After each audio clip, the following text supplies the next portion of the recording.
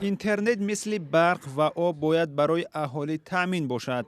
به آنکه فکر میکنیم آن چگونه استفاده شود، آن باید باشد. چند سفیر غربی در تاجیکستان از محدودیت دسترسی به سایت‌های اینترنتی انتقاد کردند.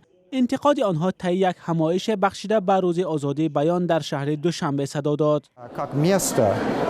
اینترنت جایی است که آدمان می توانند بدون مانع اظهار نظر کنند. این هم خیلی مهم است. این جایی است که به شهروندان امکان می دهد صحبت‌های آشکار داشته باشند. ما فکر میکنیم اینترنت باید آزاد باشد. دیپلمات‌های خارجی از مسئولین تاجیکستان دعوت کردند برای آزادی بیان سامانه‌ها و شبکه‌های اجتماعی در این کشور مسدود نشوند. ما به اینترنت نیاز داریم زیرا وی یکی از قسمی مهمی جامعه ما گردیده است. زیرا آنجا صدای مردم عادی یعنی حتی نفرانی که تحصیل دیده هم نیستند شنیده می شود. مقامات تاجیک بستن و محدود ساختن وبسایت ها را رد کرده آن را مشکلی فنی می نامند.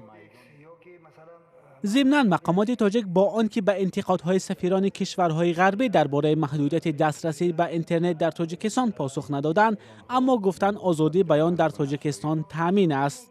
بنابراین روزنامه‌نگاران و اهل قلم باید در افشا ساختن نقص و کمبودی جسور باشند و در برابر این درک نمایند که به ما تحقیق سازنده و بادل ضرور است، نه سوزنده و بی‌بنیاد و انتقام جویانه.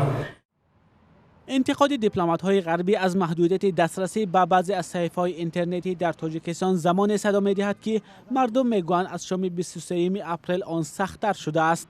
هفته گذشته چند از سازمان‌های حامی آزادی بیان از مقامات تاجیکستان خواستند مسدود کنی وبسایت‌های خبری در تاجیکستان را خاتمه دهند.